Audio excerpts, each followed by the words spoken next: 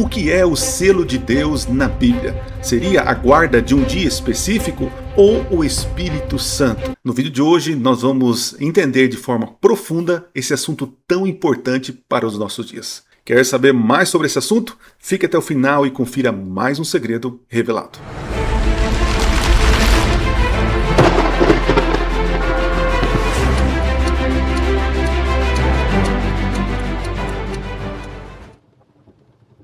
Olá, seja bem-vindo a mais um vídeo do canal Minuto Profético. Eu sou Adriano Cecílio, sou teólogo, especialista em interpretação bíblica e a minha missão aqui no canal Minuto Profético é te ajudar a entender a Bíblia, as profecias bíblicas, de maneira simples e descomplicada. No vídeo de hoje vamos tratar de um assunto muito, mas muito importante para o mundo cristão, porque isso vai definir a nossa eternidade.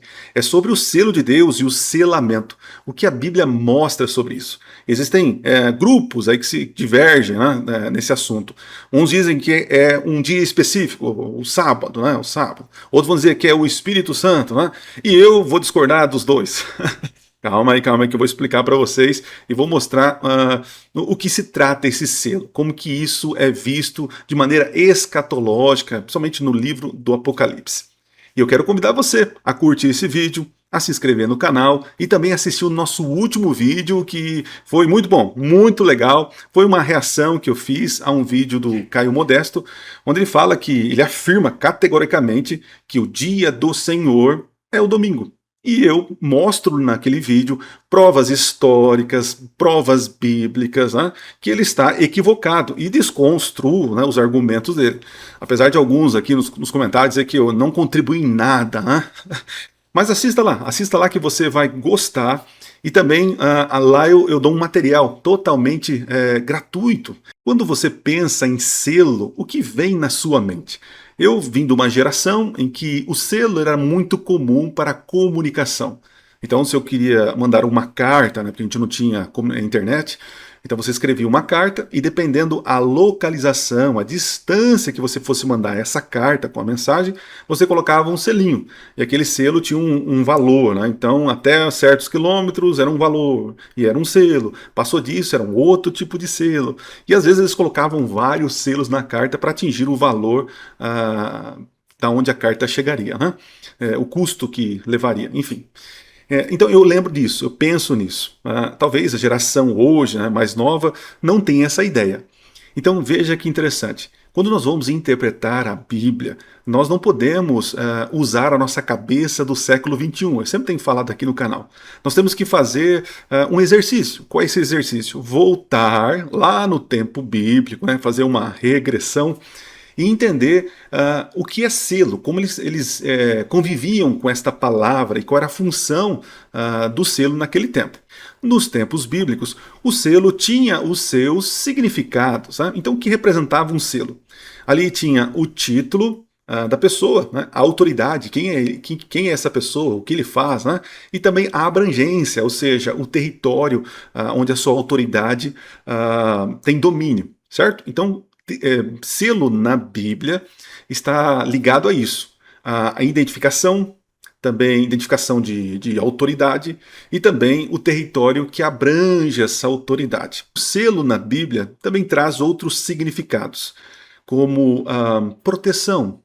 Proteção da mensagem, ou seja, quando havia um selo ali, você vai encontrar lá em Ester capítulo 8, verso 8, diz lá que o selo do rei é irrevogável, ou seja, ninguém pode romper aquela mensagem. Então o selo garantia que a mensagem ela não seria violada ou pessoas não iam ler o que estava contido ali naquela mensagem.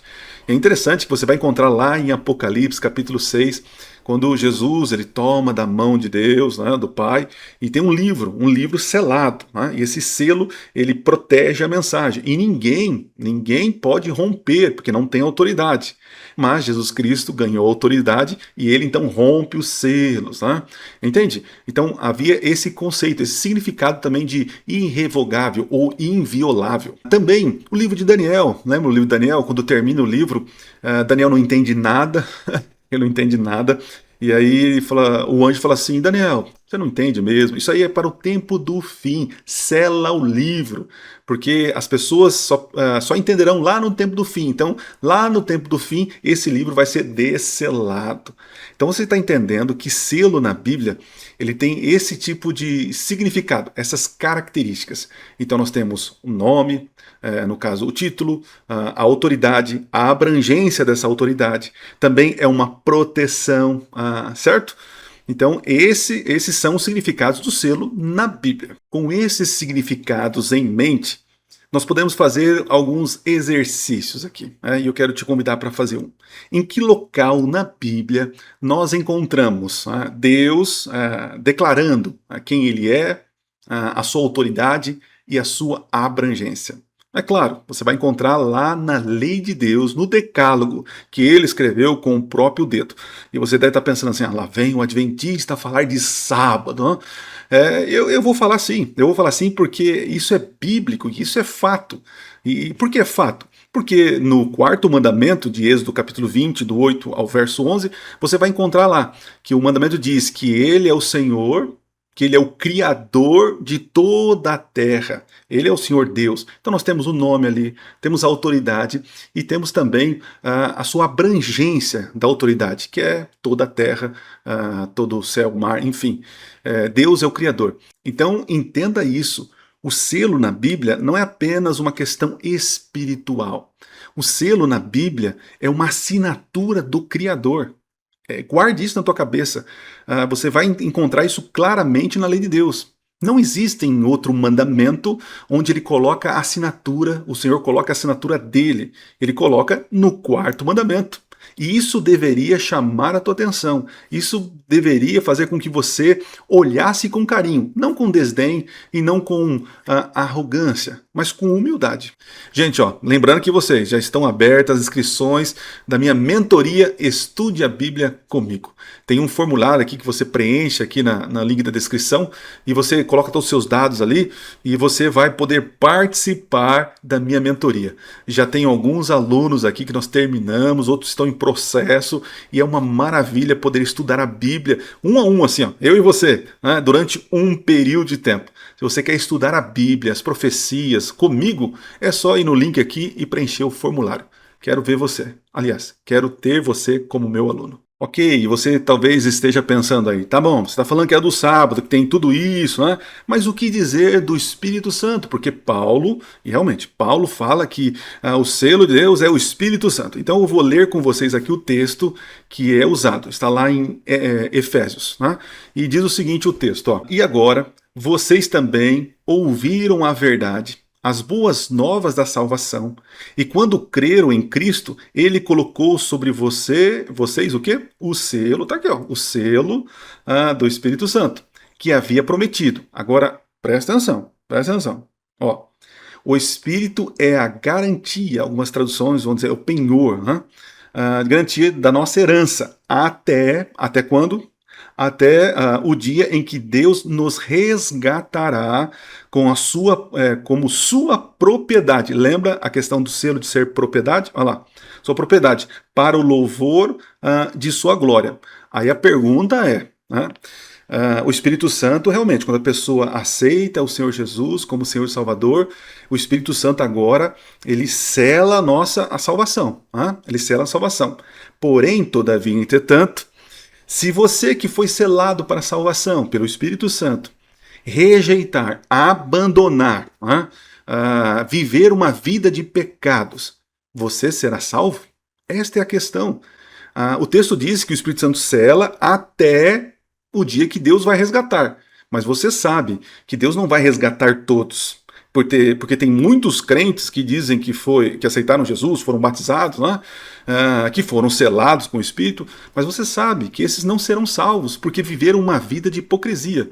Continuando esse raciocínio, no próprio livro de Efésios, Paulo vai tornar a falar desse assunto. Eu vou colocar aqui na tela para vocês. Em Efésios capítulo 4, verso 30, Aliás, se você pudesse ler todo o capítulo 30, faria muito. Capítulo 30 não, capítulo 4 faria muito sentido.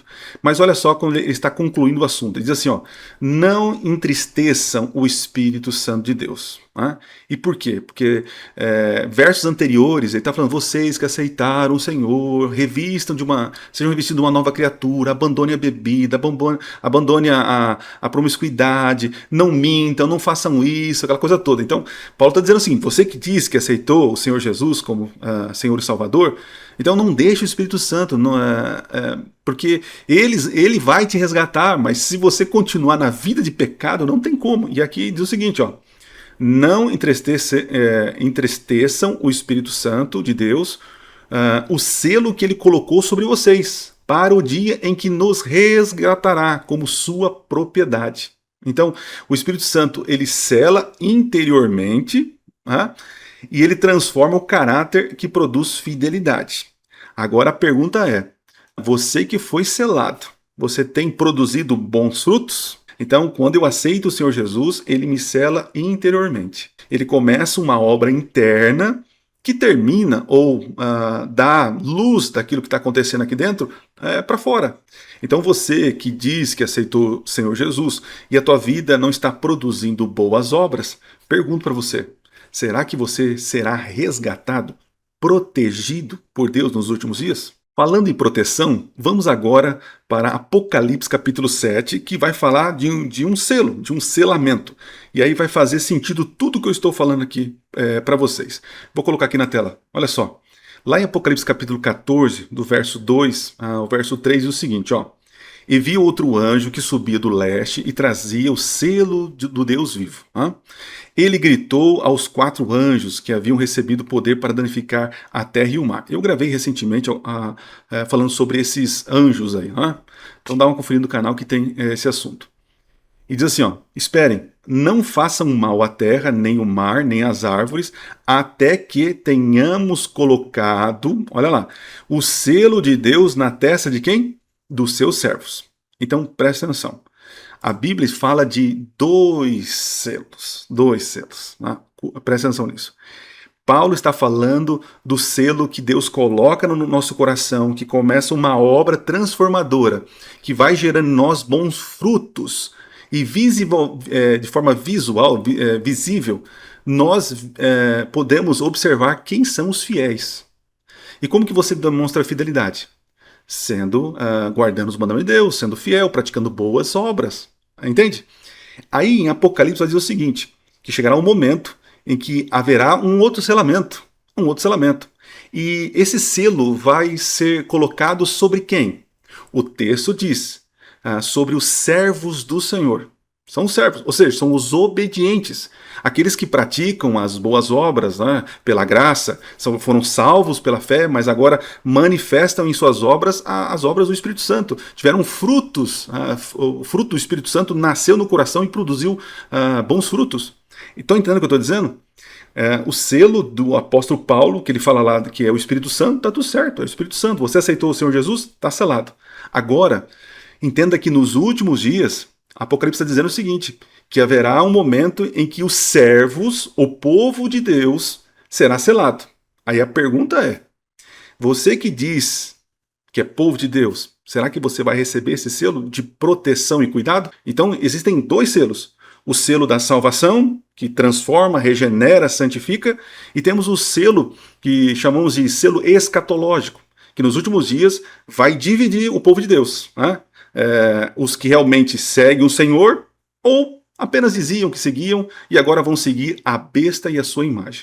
E aí, está preparado para o teste final? Se você avançar para o capítulo 14, que é meio que um paralelo de Apocalipse capítulo 7, você vai encontrar novamente o selo. E olha só o que diz o texto. Diz o seguinte, ó: então vi o Cordeiro em pé no Monte Sião, com ele estavam 144.000 que tinham o nome dele, nome, identidade, nome, o nome do seu pai, identidade, escrita onde? Na testa. Na testa. Por que na testa? É sinal de razão, de consciência e de decisão, ok? Então o selo em Apocalipse não é apenas interno, ok? Ele se manifesta externamente na lealdade, porque diz Apocalipse 14 que eles seguem o Cordeiro aonde o Cordeiro vá, são fiéis. Né? O Espírito Santo prepara o coração, o selo de Deus revela a quem você pertence.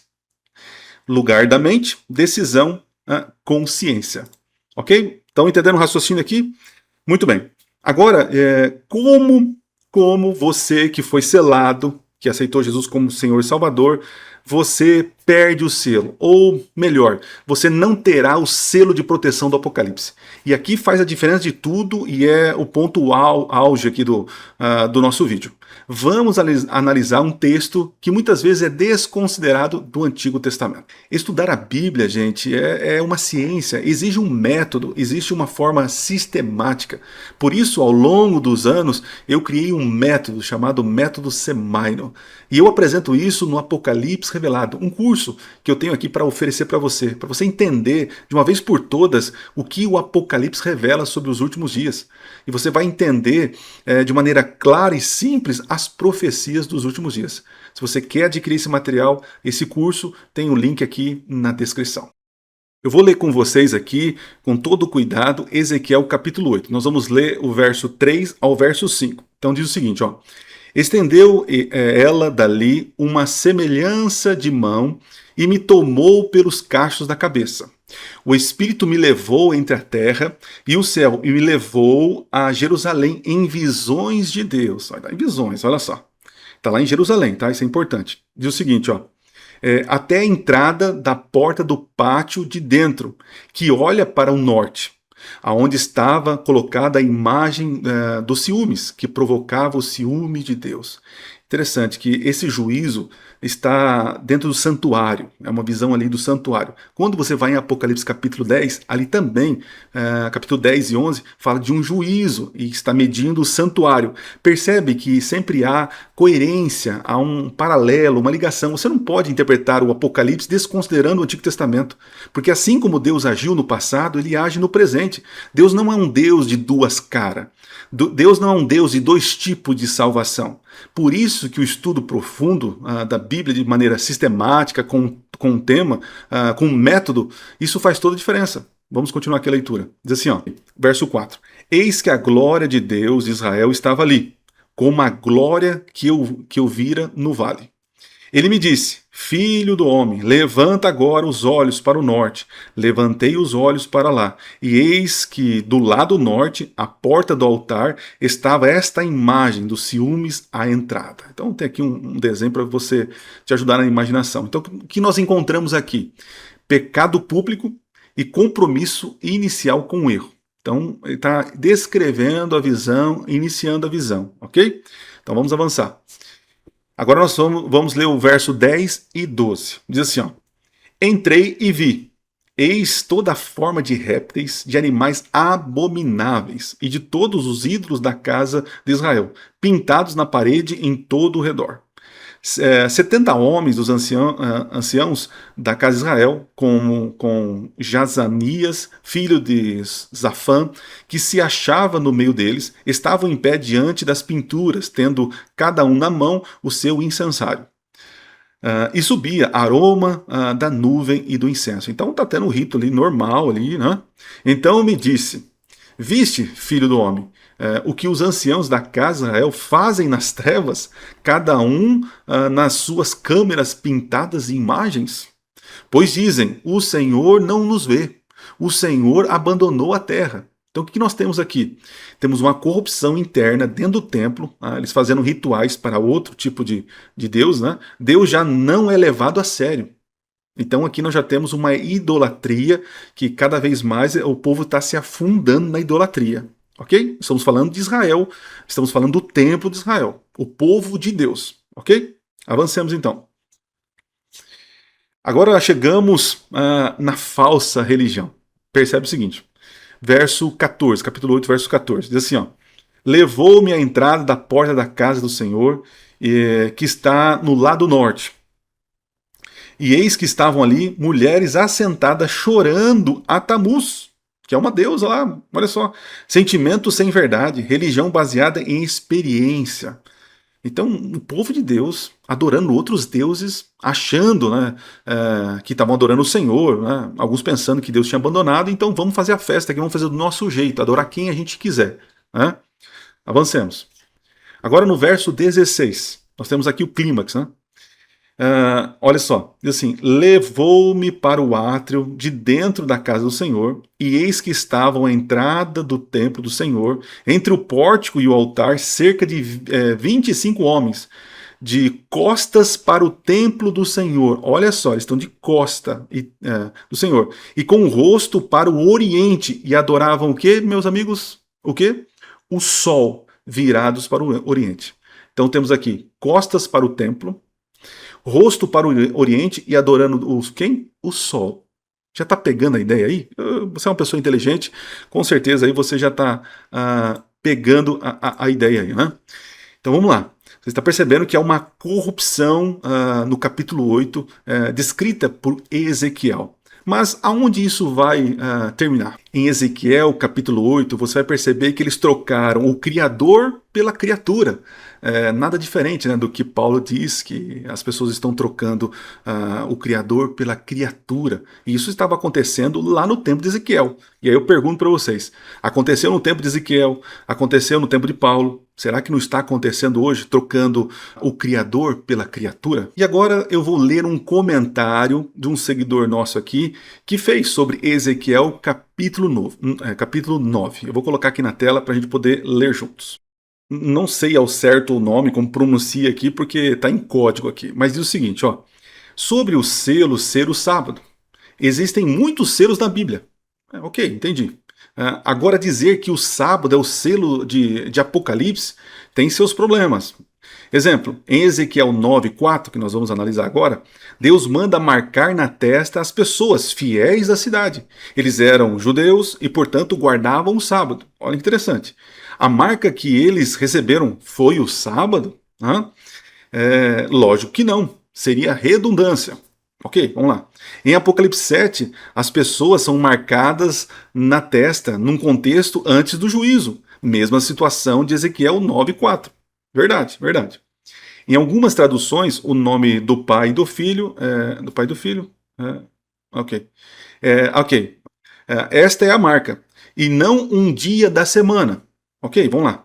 Seria redundância os 144 mil que guardam o sábado serem marcados com o sábado. Não tem sentido. Da mesma forma, dizer que este selo do Apocalipse é o Espírito Santo também não tem sentido. Eles já têm o Espírito Santo. Daí serão marcados com o Espírito Santo. É uma redundância também. E faz sentido o comentário dele, que eu não sei o nome dele, né? Mas olha que interessante. Então, olha só. Dizer que o sinal, a marca de Deus é o sábado, não é totalmente verdade. Dizer que o selo, a marca de Deus, é somente o Espírito Santo, também não é toda a verdade. Percebe? Nós temos assim, diferentes contextos do símbolo, dos selos. Primeiro, você aceita Jesus, você é selado, protegido para a sua transformação, agora você tem o nome de Deus, ok? E esse selo, enquanto você estiver produzindo os frutos e deixando o Espírito agir na tua vida, você está selado com o selo de Deus, o selo da fidelidade. E agora o outro selo que será colocado é como se Deus olhasse, e agora, nesse momento final, Deus vai separar o joio do trigo. Deus vai separar os bodes das ovelhas. Aqueles que estão manifestando fidelidade ao Senhor, esses serão agora colocados um selo de proteção. E aí então, dizer que agora quem guarda o sábado será protegido, também não faz sentido. Então vamos lá. Estou dizendo aqui para vocês que o sábado, o quarto mandamento, ele tem uma assinatura do Criador. Do Criador. E o sábado está na lei de Deus. Então olha como as coisas são ligadas. Então o dono da lei, o Senhor da lei, ele coloca uma assinatura em um mandamento. Porque naquele mandamento é como se fosse uma vacina contra a idolatria. É uma vacina contra o ateísmo. Porque ali você vai ter que adorar quem? O Deus Criador do céu, da terra e do mar. Então, o sábado, quando você guarda o sábado, é uma manifestação que você foi salvo, então você quer guardar todos os mandamentos, inclusive o quarto mandamento. E quando você guarda o quarto mandamento, você está dizendo externamente para o mundo a que Deus você está servindo, a que Deus você está adorando. Então, quando você descansa, você santifica no sétimo dia, o quarto mandamento, você está mostrando para todo mundo de que lado você está. Se você está adorando um criador ou uma criatura. Entende? Então faz conexão com o nosso último vídeo que eu lancei aqui.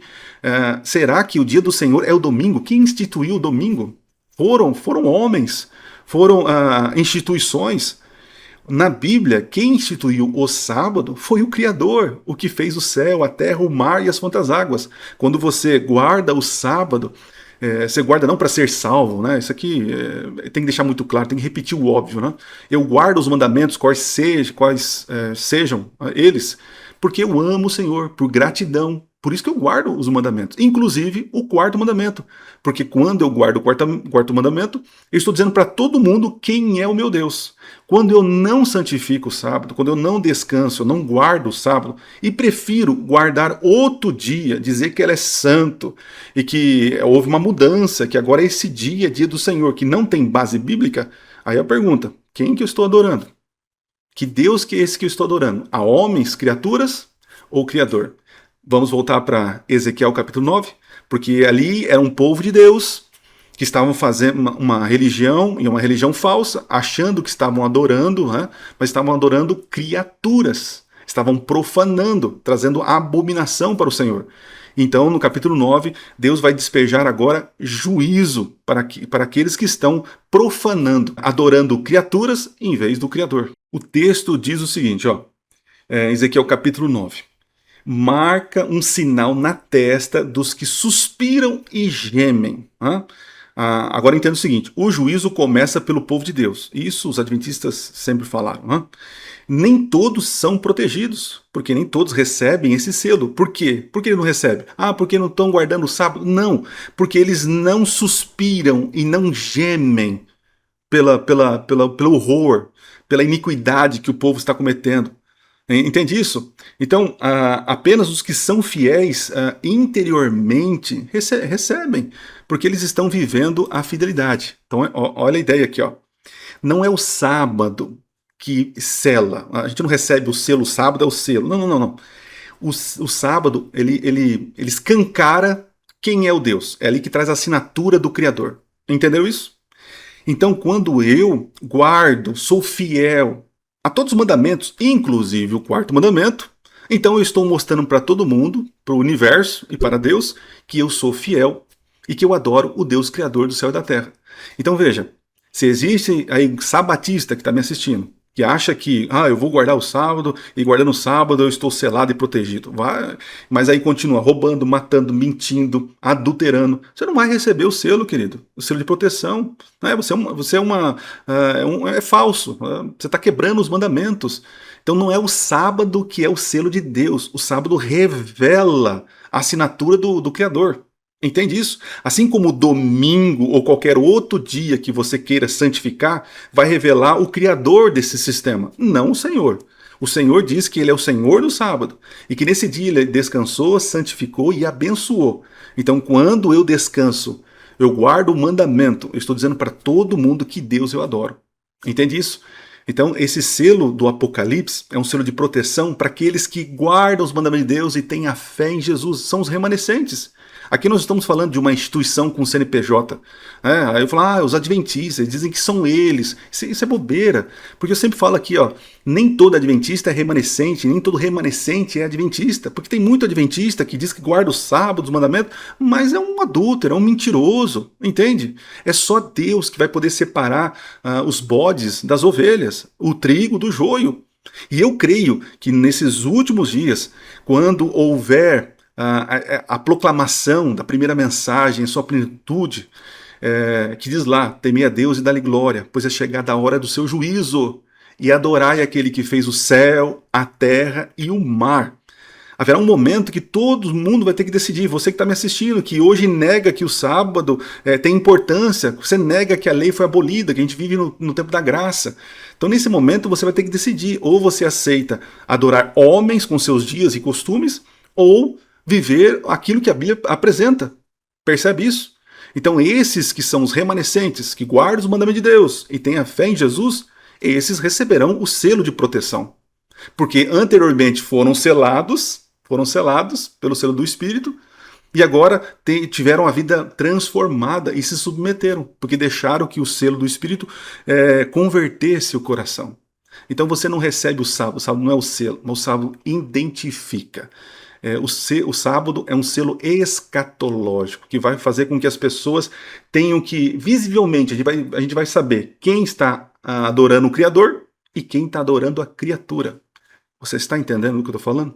Tem muitos aqui que não são membros ainda do canal. Se você quer participar e ser membro do canal, é só clicar aqui no botãozinho Seja Membro e você vai ter vídeos extras, vídeos que ninguém está recebendo, né? Sobre profecias, resumo profético.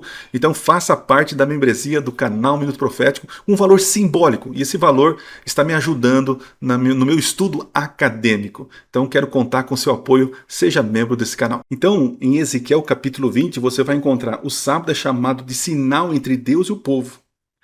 Antes do juízo cair, Deus identifica quem pertence a ele. Ezequiel 9, marca de proteção.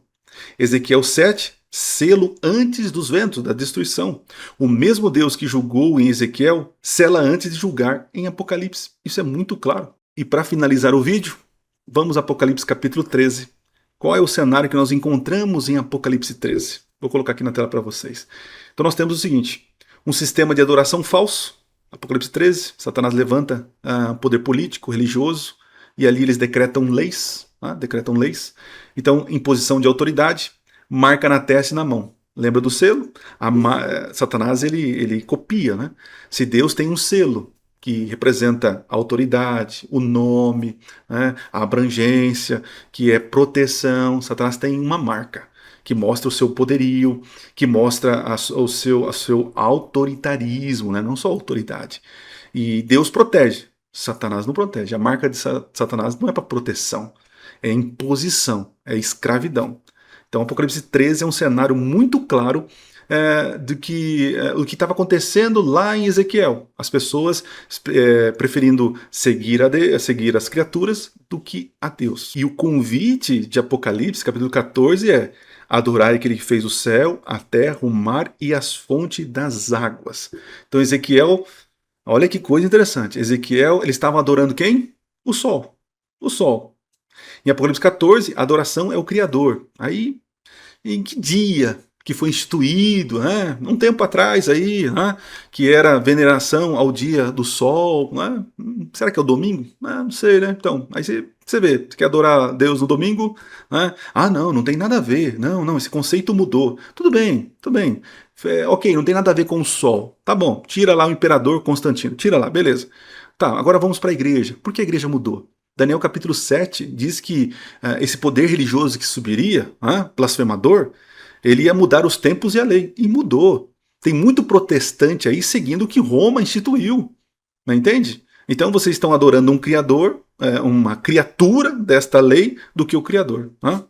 A crise final não é sobre um dia da semana apenas. É sobre quem tem autoridade sobre a sua adoração. Em Ezequiel, o povo achava que estava seguro, mas estava em apostasia. Em Apocalipse, o mundo inteiro será testado, mas poucos perceberão. Você está sendo moldado pelo Espírito de Deus ou pelo sistema deste mundo? E olha só, finalizando aqui. Lá diz que, em Apocalipse 13, diz que quando houver um decreto, quem não tiver a marca, o nome ou o número, não vai poder comprar ou vender. Pega a ideia aqui. Para você comprar e vender, você precisa do quê? De dinheiro, certo? E para ter dinheiro, você precisa do quê? Trabalho. Você precisa trabalhar para você ter dinheiro, para você poder comprar e vender. Então veja, qual é o único mandamento na Bíblia dos 10 mandamentos, que trata de questões comerciais? Porque a lei diz, não trabalharás. E através do trabalho que você tem o sustento, que você tem a sua renda. Então, o sábado é para descansar. E aí surge esse poder que muda as coisas, dizendo o seguinte: se você não trabalhar, você não vai ter dinheiro e você não vai poder comprar e nem vender. Então, o Apocalipse 13 está gritando que tem um poder que se levanta e derrubando a lei de Deus. E Apocalipse 14 diz para que todos nós adoremos o Criador. E quem vai sustentar a gente é Deus, é Deus. Não fique com medo, né, que você vai ser desamparado e abrace esse sistema para você poder ter o seu trabalho, a sua vida comum, porque muitos que estão me assistindo aqui não guardam o sábado por questão financeira. Vamos ser claro, gente. Muitos não querem perder o trabalho, não querem perder a família, porque não querem sair desse sistema que Satanás já conseguiu implantar no mundo, em que todo mundo busca os seus próprios interesses. Não, eu sou de Jesus, né, mas eu vou na igreja tal dia e tal dia. Na igreja é uma coisa, minha vida particular é outra. Né? Não, tem que guardar o sábado, não, mas vou perder o emprego. Não, que negócio é isso? Isso é do Velho Testamento, isso foi abolido, né, tentando aliviar a consciência. Então veja que nós demos jeitinho para as coisas. Deus está chamando um povo fiel, os que guardam o mandamento de Deus e têm a fé em Jesus. Então é muito claro, o Apocalipse 13 fala de um poder que vai fazendo um decreto pisando na lei de Deus e fazendo você trabalhar no dia santo, para você descansar num dia profano. É isso que o Apocalipse diz. Olha que importante esse recado para você que é pregador. Isso mesmo, você que sobe aos púlpitos durante a semana para pregar o evangelho para os membros da tua igreja. Eu preparei um pack com mais de 20 sermões sobre o livro do Apocalipse.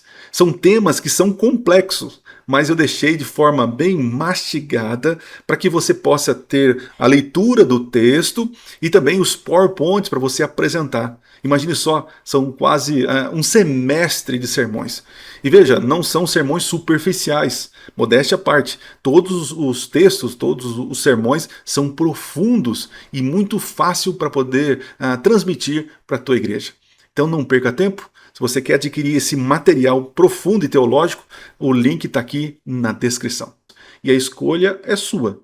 Você vai adorar a Deus mantendo firme, fiel aos mandamentos de Deus? Ou você vai ceder para poder seguir a besta e a sua imagem? Deus te abençoe. Espero encontrar você no próximo vídeo. E não se esqueça, Minuto Profético. Nunca foi tão fácil estudar profecias.